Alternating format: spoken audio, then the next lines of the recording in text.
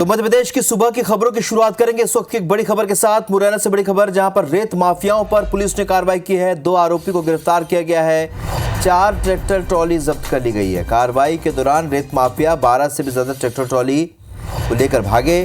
चंबल नदी से रेत का अवैध उत्खनन ये सभी कर रहे थे रेत माफिया। तस्वीर आप देख रहे हैं। सबसे पहले एक्सक्लूसिव तस्वीरें। सिविल लाइन थाना इलाके के नेशनल हाईवे नंबर 44 पर यह कार्रवाई की गई। पुलिस अधीक्षक शैलेंद्र सिंह के निर्देश पर पुलिस ने कार्रवाई की। सत्येंद्र सिंह तोमर हमारे से की फोन लाइन पर जुड़े हैं। सत्येंद्र, रेत माफिया लगातार यहां सक्रिय रहे। इस तरह की कार्रवाई पहले भी हुई है, लेकिन उसके बाद भी वो लगातार इस तरीके से अवैध रेत उत्खनन करते हैं। फिलहाल ये जो कार्रवाई उसके बारे में बताइए। बिल्कुल, नेशनल हाईवे 44 पर चूंकि पुलिस को वैसे तो लगातार ही शिकायतें मिल रही थी कि रेत का अवैध उत्खनन, और लगातार पुलिस कार्रवाई करने में लगी हुई थी। आज थाना प्रभारी चूंकि सिविल लाइन को जैसे ही सूचना मिली थी, क्योंकि गस्ता का ट्रैक्टर एक लाइन लगाकर 17 से 18 ट्रैक्टर है जो ग्वालियर की तरफ जा रहे हैं, और ये लोग सराय चोला थाना इलाके से निकल के आते हैं। क्योंकि वहाँ सराय चोला थाने पर पता नहीं क्या कारण रहते हैं, क्यों नहीं कार्रवाई होती है। लेकिन सिविल लाइन पुलिस ने जैसे ही ट्रैक्टरों को निकलते हुए देखा तो उन्होंने पीछे लगकर कार्रवाई की, जिसमें से 4 ट्रैक्टर ट्रॉली और 2 आरोपी और 2 जो मोटरसाइकिल वाले जो रेकी करते हैं, आगे आगे चलते हैं और जो ट्रैक्टरों को निकालने का काम कराते हैं। जिस तरीके से वो पूरी लाइन के लिए देखते हैं कि पुलिस तो नहीं है, उनको भी गिरफ्तार किया गया है और ये एक बड़ी कार्रवाई की गई है। हालांकि कुछ ट्रैक्टर जो चूंकि फोर्स कम था, थाना प्रभारी अकेले चूंकि सिविल लाइन और नूराबाद को भी बुलाया गया था, लेकिन जैसे ही ये कार्रवाई की है तो हालांकि बड़ी कार्रवाई हुई है। रेत माफियाओं में जैसे ही कार्रवाई होते ही हड़कंप मच गया है और ट्रैक्टर लेकर कुछ फरार है। हालांकि अब ट्रैक्टर जो 4 ट्रैक्टर ट्रॉलियों को जब्त किया गया है और उसके बाद आगे कार्रवाई की जाएगी। और लगातार क्योंकि थाना प्रभारी रामबाबू यादव ने बताया कि वो रात से ही इसकी रेकी कर रहे थे, चंबल नदी से किस तरीके से ट्रैक्टर आते हैं, कितने ट्रैक्टर जो अवैध उत्खनन करके इसमें लगे हुए हैं। सुबह तो जैसे ही ट्रैक्टर निकले तो नेशनल हाईवे पर उन्होंने घेराबंदी करके ये कार्रवाई की गई है उनके द्वारा। तो बड़ी कार्रवाई है ये। उसके बाद भी लगातार इस तरह की घटनाएं सामने आती है, जहां पर अवैध रेत उत्खनन के मामले सामने आते हैं। बहुत शुक्रिया आपका सत्येंद्र इस जानकारी के लिए। लेकिन इस पूरी कार्रवाई पर एडिशनल एसपी शैलेंद्र सिंह ने क्या कहा, ये भी आपको सुनवाते हैं। टीआई सिविल लाइन और टीआई नूराबाद, इनकी दोनों टीमें लगी हुई थी। इसमें जो है सुबह सुबह इन लोगों को सफलता मिली। इसमें जो है 4 ट्रैक्टर ट्रॉली जो रेत से भरे हुए हैं वो पकड़े गए हैं। लीड करके लेके जाते हैं 2 मोटरसाइकिल वाले, वो मोटरसाइकिल भी मिली है। बढ़ते आगे, भोपाल से एक और बड़ी खबर का रुख करेंगे, जहां पर रातीबड़ इलाके में चलती कार में आग लग गई और कार में सवार 6 लोगों को बचाया गया है। रातीबड़ थाना प्रभारी ने जलती कार से लोगों को बाहर निकाला। सभी सुरक्षित हैं। मामूली चोट की वजह से 4 लोग अस्पताल में भर्ती कराए गए हैं। तस्वीरें आपके सामने हैं। रातीबड़ इलाके में चलती कार में भीषण आग की तस्वीर आप देख रहे हैं। किस तरीके से ये कार आग के गोले में बदल गई और यहाँ थाना प्रभारी की सजगता की वजह से, सक्रियता की वजह से इन्हें बचा लिया गया। सभी 6 लोग सुरक्षित हैं। 4 इसमें घायल हुए हैं, उन्हें मामूली चोट आई है और अस्पताल में भर्ती कराए गए हैं। कार सवार सभी यात्री सुरक्षित हैं, ये राहत की बात है। तो रातीबड़ इलाके में ये आप देख सकते हैं तस्वीरों में, कार में किस तरीके से आग लगी। चलती कार में ये आग लगी है। पहली घटना नहीं है, पहले भी इस तरह की घटनाएं सामने आ चुकी है। ये भोपाल के रातीबड़ इलाके की ये तस्वीर है। इस कार में 6 लोग सवार थे। इसे यहाँ टीआई की तत्परता की वजह से उन्हें निकाला गया, वो निकाल लिए तुरंत। 6 लोग सुरक्षित हैं, 4 घायल हैं, जिन्हें अस्पताल में भर्ती कराया गया है, उन्हें इलाज चल रहा है।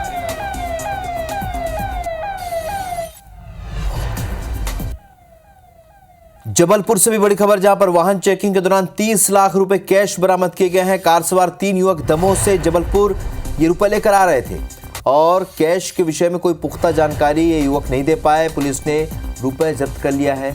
आयकर विभाग को सूचना दे दी है। विजयनगर थाना पुलिस तीनों युवकों से पूछताछ कर रही है। तो बड़ी खबर आपको बता रहे हैं, बड़ी कार्रवाई।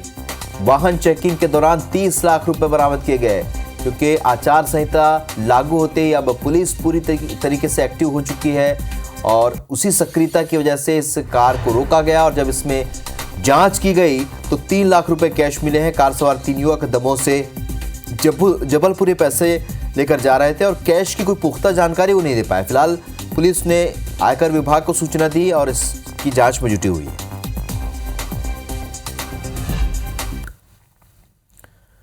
इंदौर से भी बड़ी खबर, जहां पर पुलिस ने बदमाशों का जुलूस निकाला है। आरोपियों को घटनास्थल पर पुलिस लेकर पहुंची। पुलिस ने आरोपियों से सड़क पर उठक बैठक भी लगवाई। आरोपियों ने घर के बाहर खड़ी कारों में तोड़फोड़ की थी। बाणगंगा के वृंदावन चौराहे पर उत्पात मचाया था और उसके बाद ये तस्वीर देखी, ये सजा मिली है। उस जगह पर लेकर गई पुलिस जहां पर इन्होंने उत्पात मचाया था और ये संदेश देने की कोशिश की है लोगों को कि जब तक पुलिस है उन्हें डरने की जरूरत नहीं है। सभी को गिरफ्तार किया, उनका जुलूस निकाला और उठक बैठक भी करवाई।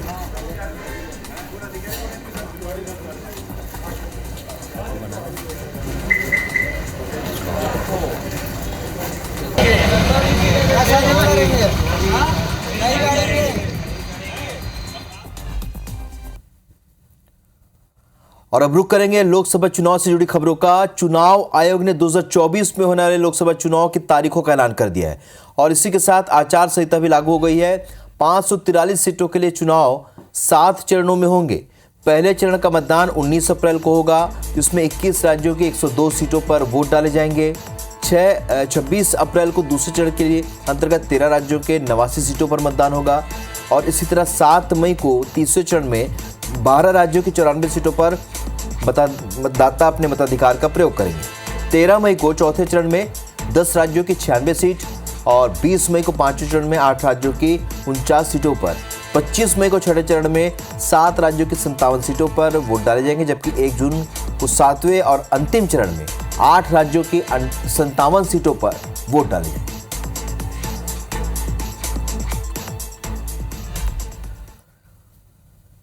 और अब आइए आपको बताते हैं कि मध्य प्रदेश में कब कब वोटिंग होने जा रही है। 29 सीटों पर कब वोटिंग होगी, इसे भी सिलसिलेवार तरीके से हम आपको बताते हैं ग्राफिक्स के जरिए। पहले चरण में 19 अप्रैल को 6 सीट होंगी, सीधी, शहडोल, जबलपुर, मंडला, बालाघाट, छिंदवाड़ा, जिसमें वोट डाले जाएंगे।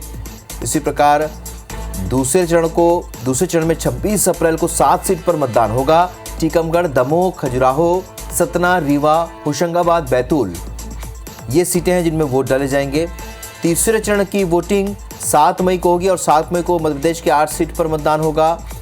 मुरैना, भिंड, ग्वालियर, गुना, सागर, विदिशा, भोपाल, राजगढ़, ये वो सीटें हैं। चौथे चरण की बात करें तो 13 मई को 8 सीटों पर चौथे चरण में वोटिंग होगी। देवास, उज्जैन, इंदौर, मंदसौर, रतलाम, धार, खरगोन और खंडवा इसमें शामिल है।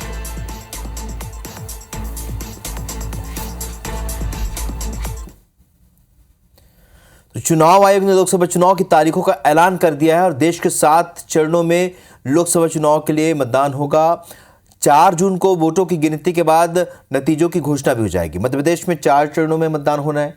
मध्य प्रदेश के मुख्यमंत्री डॉक्टर मोहन यादव ने लोकसभा चुनाव का शेड्यूल जारी करने के लिए चुनाव आयोग का शुक्रिया अदा किया। साथ ही उन्होंने कहा कि बीजेपी मध्य प्रदेश की सभी 29 सीटों पर जीत दर्ज करेगी। कांग्रेस पर निशाना साधते हुए उन्होंने कहा कि कांग्रेस का ग्राफ लगातार ढलान पर है। उन्होंने दावा किया कि 50,000 से भी ज्यादा कांग्रेस कार्यकर्ता कांग्रेस छोड़ने को तैयार हैं। मैं धन्यवाद देना चाहूँगा चुनाव आयोग को, जिन्होंने अपने पूरे इलेक्शन प्रोग्राम को बहुत अच्छे ढंग से पर्याप्त समय देते हुए सबकी, पूरे देश का, इतना बड़ा भौगोलिक देश और अलग अलग प्रकार की परिस्थितियां, अलग अलग प्रकार के मौसम, अलग अलग प्रकार के सारे वातावरण के बावजूद भी उनने चुनाव की बहुत अच्छी प्लानिंग की है। कांग्रेस और धीरे धीरे सतल में जा रही है और आने वाले समय में तो कांग्रेस की और बुरी स्थिति रहेगी। आज मध्य प्रदेश में तो कांग्रेस छोड़ो अभियान चल रहा है। जहाँ जहाँ राहुल गांधी गए वहाँ पीछे पीछे लोग कांग्रेस छोड़ते हुए जा रहे हैं। तो चुनाव आयोग ने लोकसभा चुनाव की तारीखों का ऐलान कर दिया है और चुनाव की तैयारियों को लेकर मध्य प्रदेश के डिप्टी सीएम राजेंद्र शुक्ला ने अहम बयान दिया है। उन्होंने कहा कि बीजेपी के सभी कार्यकर्ता बूथ स्तर पर तैयार हैं और लगातार तीसरी बार नरेंद्र मोदी को पीएम बनाने की तैयारी कर रहे हैं। डिप्टी सीएम ने दावा किया है कि बीजेपी मध्य प्रदेश की सभी 29 सीटों पर जीत दर्ज करेगी। उन्होंने कहा कि पिछली बार छिंदवाड़ा सीट पर भाजपा महज 35,000 वोटों से हारी थी, लेकिन इस बार छिंदवाड़ा सीट पर भी हम जीत दर्ज करेंगे। उन्होंने कहा कि स्टार प्रचारकों के लिए चुनाव आयोग की ओर से तय की गई गाइडलाइन का पालन किया जाएगा। राजेंद्र शुक्ला कार्यकर्ता सम्मेलन में शामिल होने के लिए बैतूल पहुंचे थे, जहां उन्होंने ये बातें कही हैं। बैतूल में जो कार्यकर्ता सम्मेलन है उससे आप अंदाज लगा सकते हैं कि भारतीय जनता पार्टी के कार्यकर्ता मोदी जी को तीसरी बार प्रधानमंत्री बनाने के लिए उत्साह से भरे हुए हैं। पिछली बार एक सीट हम हारे थे मात्र 35,000 से छिंदवाड़ा, इस बार वो भी जीतेंगे।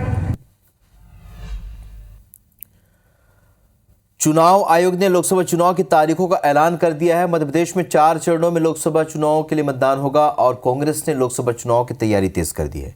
कांग्रेस के नेता पीसी शर्मा और कुणाल चौधरी ने अपनी प्रतिक्रिया दी है और कहा है पीसी शर्मा ने कि लोकसभा चुनाव के लिए हम पूरी तरीके से तैयार हैं। अगर फेयर इलेक्शन होता है तो मध्य प्रदेश में कांग्रेस 15 से भी ज्यादा सीटों पर जीत दर्ज करेगी। तो वहीं कुणाल चौधरी का कहना है कि कांग्रेस अपनी न्याय योजना को लेकर जनता के बीच जाएगी। कांग्रेस की विधानसभा से तैयारी है। सारी दुनिया कहती थी कि मध्य प्रदेश में कांग्रेस की सरकार बनेगी। उस समय हमारे ब्लॉक, मंडलम, सेक्टर सब तैयारियां थी और वो पूरी की पूरी तैयार टीम तैयार है आगे के चुनाव में। अब मशीनें ही सेट कर देंगे या और दूसरी सेटिंग कर देंगे, बात अलग है। अगर फेयर इलेक्शन होता है तो मध्य प्रदेश में मान के चलिए कि 15 से ज़्यादा सीटें आएंगी। कांग्रेस पार्टी अपने न्याय की चीजों को जारी कर चुकी है कि हम युवाओं के लिए क्या न्याय करेंगे, महिलाओं के लिए क्या न्याय करेंगे, किसानों को क्या देंगे, वो स्पष्ट है। भारतीय जनता पार्टी ने जिस विधानसभा चुनाव को जो झूठे वादों पे जीता, जनता देख रही कि कितना भय, भूख और भ्रष्टाचार इनके राज में, कैसी कानून व्यवस्था, इसका जवाब जनता देगी और इन्हीं मुद्दों को लेकर हम जनता के बीच में जा रहे हैं। मध्य प्रदेश में लोकसभा चुनाव के 4 चरणों में यहां पर चुनाव होंगे। मध्य प्रदेश की सभी 29 सीटों पर शांतिपूर्वक मतदान के लिए चुनाव आयोग ने अब ग्राउंड पर तैयारी तेज कर दी है। आचार संहिता लागू होने के बाद मध्य प्रदेश में चुनाव आयोग किस कदर सक्रिय है और उल्लंघन करने वालों पर किस तरीके से निगरानी रखी जा रही है, साथ ही मतदान की तैयारी को लेकर मध्य प्रदेश के मुख्य चुनाव पदाधिकारी अनुपम राजन से खास बातचीत की हमारे संवाददाता ब्रजेश जैन ने। लोकतंत्र का महापर्व शुरू हो चुका है। मध्य प्रदेश में चुनाव की क्या तैयारी है, बातचीत करने के लिए अनुपम राजन जी हमारे साथ मौजूद हैं। सर, अब मॉनिटरिंग का जिम्मा बहुत ज़्यादा बढ़ गया है, आचार संहिता लागू हो गई है, किस तरीके से मॉनिटरिंग करेंगे और इसके लिए क्या पूर्व तैयारियां आपने जो की थी वो इम्प्लीमेंट करेंगे? नहीं, जैसे आज से आचार संहिता लागू हो गई है तो जितनी हमारी जो फ्लाइंग स्क्वाड टीमें हैं, जो नाकों पे खड़ी होती हैं, स्टैटिक से जिसको SST कहते हैं, वो सारी टीम अस्तित्व में आ गई, वो अपना काम कर रही हैं। लेकिन सर ये बताएं कि सेंसिटिव बूथों पर किस तरीके की तैयारियां रहेंगी और जो 4 चरणों में मतदान हो रहा है तो उससे कुछ फ़ायदा मिलेगा क्योंकि सीटों को ज़्यादा विकेंद्रित किया गया है? पिछली बार भी 4 चरणों में चुनाव हुए थे और संवेदनशील मतदान केंद्र, जो सेंसिटिव पोलिंग बूथ्स हैं, उन पर सेंट्रल फोर्सेज होती हैं। वहाँ पे वेबकास्टिंग के माध्यम से हम लोग जो अंदर की जो गतिविधि है उसको देखते हैं। CCTV का भी कवरेज होता है। वहाँ पे फ्लाइंग स्क्वाड या जो सेक्टर ऑफिसर्स होते हैं उनका फ्रीक्वेंट भ्रमण होता है।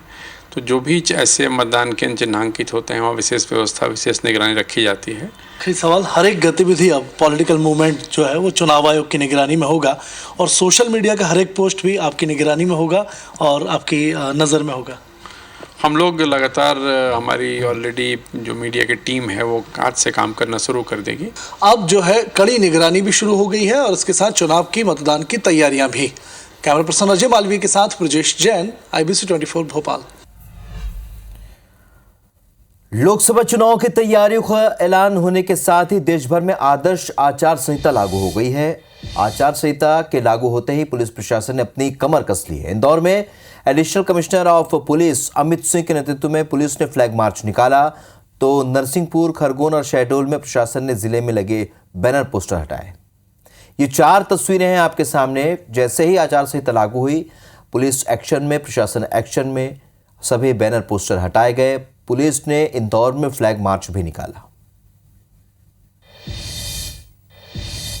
नमस्कार। तो आपको बता दें, लोकसभा चुनाव के लिए तारीखों का ऐलान हो चुका है। देश भर में आदर्श आचार संहिता लागू हुई है और आचार संहिता लागू होते ही मध्य प्रदेश के कई जिलों में प्रशासन सक्रिय है। भोपाल कलेक्टर कौशलेंद्र विक्रम सिंह ने स्टैंडिंग कमेटी की मीटिंग ली। इस दौरान उन्होंने चुनाव की तैयारी को लेकर ADM और SDM से चर्चा की। अलीराजपुर में कलेक्टर और SP ने राजनीतिक दलों के प्रतिनिधि और निर्वाचन कार्य में लगे अधिकारियों के साथ बैठक करके उनसे निर्वाचन कार्य की तैयारी पर चर्चा की। वहीं विदिशा के कलेक्टर वीके वैद्य और ग्वालियर कलेक्टर रुचिका चौहान ने आचार संहिता के नियम कायदों के बारे में मीडिया को जानकारी दी। तो जिला प्रशासन पूरी तरीके से एक्शन में नजर आया। भोपाल, विदिशा, ग्वालियर और अलीराजपुर में बैठकों की ये तस्वीर बता रही है कि किस तरीके से अब आचार संहिता लागू होते ही प्रशासन ने मोर्चा संभाल लिया है।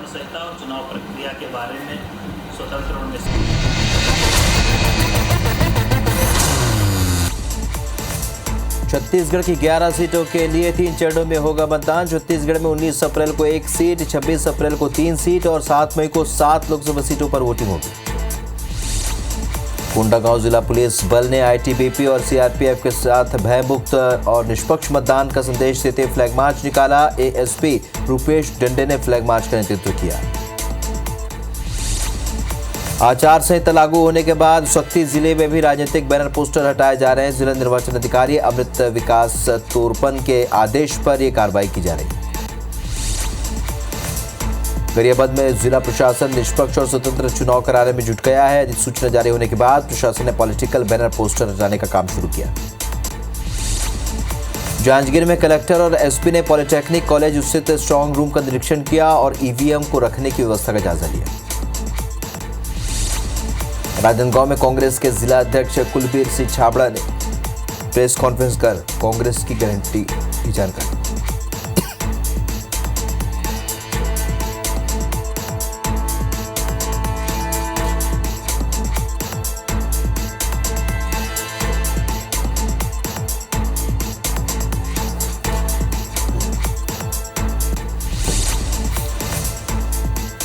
भानु प्रतापपुर में बिजली कटौती को लेकर युवा कांग्रेस ने अनोखा प्रदर्शन किया। कांग्रेस कार्यकर्ताओं ने दिन में लालटेन और कैंडल जलाकर प्रदर्शन किया। अंतर्राष्ट्रीय हिंदू परिषद के अध्यक्ष प्रवीण तोगड़िया ने 1 दिवसीय दौरे पर दुर्ग पहुंचे थे, जहां पर उन्होंने शनिचरी बाजार स्थित श्री लंगूरवीर मंदिर में दर्शन किए। इस दौरान प्रवीण तोगड़िया ने कहा कि जो हिंदुओं के साथ है, हम लोकसभा चुनाव में उनके साथ हैं। भिलाई के जामुल नगर के 2 पार्षदों समेत कई लोगों ने भाजपा में प्रवेश कर लिया है। बीजेपी जिला अध्यक्ष महेश वर्मा ने पार्टी का गमछा पहनकर सभी का स्वागत किया। अंबिकापुर में धोखाधड़ी का केस दर्ज होने के बाद कोंडागांव के जिला पंचायत सीईओ नीलम टोप्पो को हटाकर मंत्रालय में अटैच कर दिया गया। उनके स्थान पर अब कवर्धा के अपर कलेक्टर अविनाश भाई को जिम्मेदारी दी। पत्थलगांव की कोतवा पुलिस ने दुष्कर्म मामले में प्राथमिक विद्यालय खुदसेरा के शिक्षक रामकुमार कश्यप को गिरफ्तार किया है। आरोपी शिक्षक के खिलाफ एक विवाहित महिला ने शादी का झांसा देकर रेप का आरोप लगाया। बेमेतरा जिले में पशुपालन विभाग भगवान भरोसे चल रहा है। यहां पर कर्मचारी और अधिकारी समय से पहले ही ऑफिस से निकल जाते हैं। धमतरी जिले के नगरी में एक तालाब में जहर डालने से करीब 50 लाख की कीमत की मछलियां मर गईं। शिकायत के बाद पुलिस मामले की जांच में जुटी। धमतरी शहर के सूरिद वार्ड में देसी शराब दुकान को हटाने वार्ड की महिलाओं ने मोर्चा खोल दिया है। महिलाओं ने शराब दुकान नहीं हटने पर लोकसभा चुनाव के बहिष्कार की चेतावनी दी। सारंगगढ़ में भारतीय जनता युवा मोर्चा ने नवपदस्थ जिला शिक्षा अधिकारी के खिलाफ मोर्चा खोल दिया है। कार्यकर्ताओं ने भारत माता चौक के पास डीओ के खिलाफ अनिश्चितकालीन धरना प्रदर्शन शुरू किया। बलरामपुर में तीसरी फोर्स एकेडमी की शुरुआत की गई है। यहां पर पुलिस भर्ती की तैयारी करने वाले युवक युवतियों को निःशुल्क प्रशिक्षण दिया जाएगा। कोरिया के लोकपाल ने मनेन्द्रगढ़ वनमंडल के तत्कालीन उप वनमंडल के अधिकारी समेत तत्कालीन वन परिक्षेत्र अधिकारी को 5-5 लाख राज्य रोजगार गारंटी कोष में 90 दिनों के भीतर जमा करने का निर्णय पारित किया है। सारंगगढ़ में युवा व्यापारी अभिषेक केशरवानी की अज्ञात लोगों ने चाकू मारकर हत्या कर दी। घटना के बाद शहर में हड़कंप मच गया। पुलिस आरोपी की तलाश में जुटी है। कवर्धा जिला के तरेगांव पुलिस ने हत्या के मामले में सरपंच सचिव समेत 14 आरोपियों को गिरफ्तार किया है। आरोपी पर बाइक चोरी के आरोप में एक भंवर सिंह नामक युवक की हत्या का आरोप है। सूरजपुर के कुमदा बस्ती में प्रेमी जोड़े की गला रेत कर हत्या कर दी गई, जिससे इलाके में सनसनी फैल गई। सूचना पर पुलिस ने शवों को पोस्टमार्टम के लिए भेजकर जांच शुरू कर दी। सख्ती न्यायालय ने 73 लाख के धान खरीदी घोटाला मामले में कटारी केंद्र प्रभारी अशोक सिंह को 3 साल की सजा और 5,000 रुपए का जुर्माना लगाया। 10 साल बाद कोर्ट का फैसला आया।